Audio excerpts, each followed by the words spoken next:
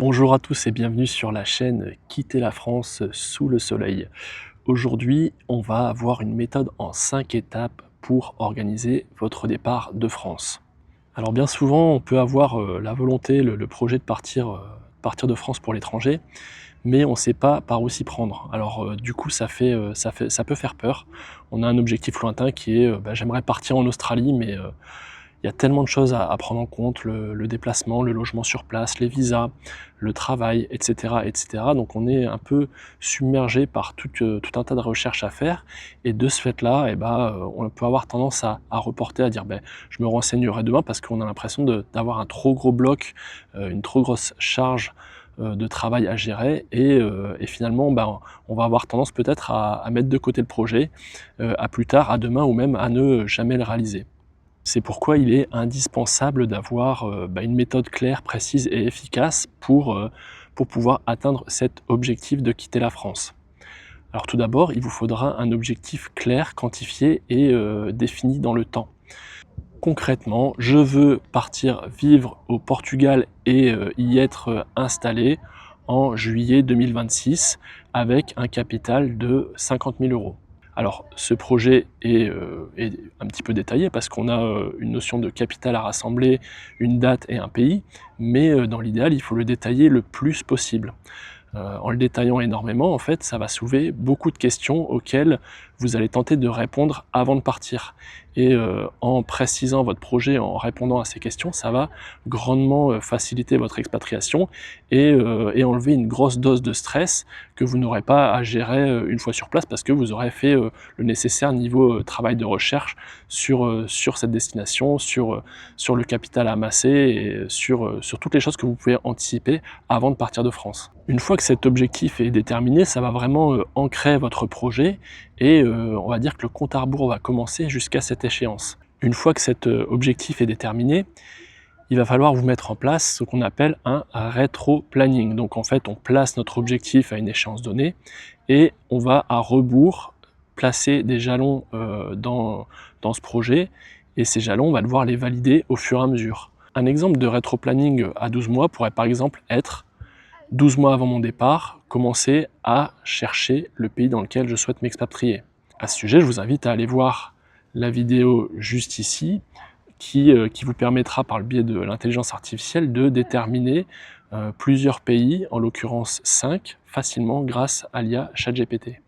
En parallèle de cette recherche de pays, il est aussi fortement conseillé de chercher les visas nécessaires pour les destinations envisagées. Effectivement, c'est des procédures administratives qui sont parfois très longues et il faut les entreprendre au plus tôt possible dans votre projet. 10 mois avant votre départ, il faudra avoir bouclé le budget et faire une estimation des besoins financiers que vous aurez pour ce projet. 8 mois avant, vous pourrez vous pencher sur le logement temporaire à avoir sur place. 6 mois avant, il sera quasiment indispensable de réellement engager les démarches pour lesquelles vous aurez déjà fait des recherches par le passé, à savoir les visas de travail, même les visas touristiques, tout ce qui est affaire à la sécurité sociale, aux soins de santé, etc., etc.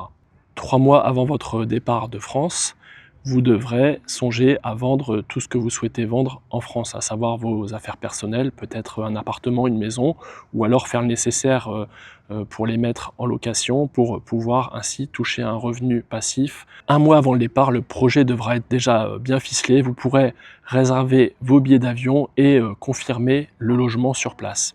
Je précise que, bien évidemment, chaque étape doit être réaliste. Alors bon, il ne faut pas se fixer de trop petits objectifs, mais à l'inverse, il ne faut pas non plus avoir les yeux plus gros que le ventre, parce que voilà, chaque étape prend du temps, ne serait-ce que l'administratif peut prendre du temps. Partie 3, la marge d'erreur. C'est certainement la partie à ne pas négliger, c'est ce qui est le plus important, dans le sens où, comme je vous ai dit auparavant, tout ne se passe pas toujours comme prévu. Effectivement, les demandes administratives, les recherches de logement, les visas pour le travail, etc., prennent bien souvent plus de temps que prévu. Et dans ce cadre-là, il convient de prendre une marge de sécurité de, allez, 10 à 20%. Je m'explique. Si vous pensez partir dans 10 mois, et planifiez votre rétro-planning sur 12 mois, 13 mois. Vaut mieux voir un petit peu large et boucler en avance plutôt que l'inverse. Si par exemple vous laissez votre logement, vous étiez en location, vous laissez votre logement, vous envoyez un préavis un peu trop tôt et que vous vous retrouvez sans logement l'espace de 1 mois, 2 mois pour faire le joint parce que votre rétro-planning était trop ambitieux, ce serait dommage. Donc ayez tendance quand même un petit peu à bétonner en majorant vos prévisions, et ainsi vous n'aurez pas de mauvaises surprises. Et donc cette marge d'erreur s'applique bien évidemment aussi au budget. Prenez aussi une marge de 20% sur votre budget, hein. Si vous estimez que 50 000 € sont nécessaires, partez avec 60 000. Alors certes, c'est un effort supplémentaire à fournir pour amasser ces 10 000 €, mais ça va surtout réduire votre stress sur la situation, parce que si vous êtes à l'euro près, ça va être un véritable enfer, et ne serait-ce qu'à l'étranger, vous verrez, vous aurez beau vous renseigner sur les tarifs, etc., il y aura quand même toujours des imprévus, et pour les gérer au mieux, sans trop se prendre la tête, 20% de plus que ce que vous aurez besoin sur votre budget, c'est une bonne marge d'erreur. Partie 4, donc il ne reste plus qu'à appliquer ce rétro-planning. Donc l'appliquer, c'est une chose, mais il va falloir le suivre scrupuleusement. Alors vous allez voir, il y a pas mal d'outils qui existent, ne serait-ce qu'au niveau application sur la gestion de projet, que vous pouvez très facilement appliquer à votre projet d'expatriation. J'en mettrai quelques-uns dans la description, mais il va falloir vraiment suivre scrupuleusement ce planning, parce que si vous en éloignez, ça risque de le rendre complètement caduc. De la même manière, en suivant scrupuleusement ce rétro-planning et en validant les étapes au fur et à mesure, ça va vous donner confiance en vous, confiance en votre projet, et ça va être à chaque fois, à chaque jour, à chaque petite victoire sur ce projet, une source de plaisir, et aussi vous allez vous sentir vous rapprocher inéluctablement de l'issue favorable, à savoir le départ de France. La dernière règle, la 5e, mais aussi très importante, c'est la flexibilité. Il y aura des imprévus, et ça, voilà, il va falloir savoir les encaisser.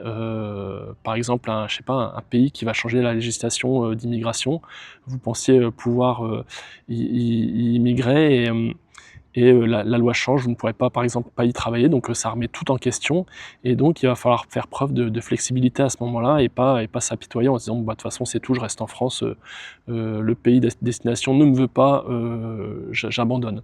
Soyez sûr de votre projet, mais soyez aussi ouvert d'esprit et flexible à de nouvelles opportunités, et peut-être même d'ailleurs que en cours de route, vous allez avoir des révélations sur un pays qui finalement est plus approprié que celui que vous aviez choisi initialement, et cette flexibilité, elle vous permettra aussi justement de changer complètement de direction, et de faire le nécessaire pour vous orienter vers ce nouveau pays. Même si certes ça vous fera perdre peut-être un petit peu de temps, mais voilà, restez ouvert aux informations que vous allez recevoir, aux informations que vous allez trouver lors de vos recherches, et soyez prêt à être assez mobile, être assez agile en fonction des événements qui se produiront. Alors voilà, j'ai essayé de vous proposer une méthode relativement simple et efficace, facile à appliquer en 5 étapes. Je vous invite à mettre en commentaire si vous avez des questions plus précises sur ce processus à suivre, sur le rétro-planning, ou toute autre question. En attendant, je vous invite à vous abonner à la chaîne Quitter la France si ce n'est pas déjà fait. Vous pouvez activer les notifications et mettre un petit like, ça m'aide à me faire connaître. En attendant, je vous souhaite une bonne soirée, je vous dis à bientôt sur la chaîne Quitter la France.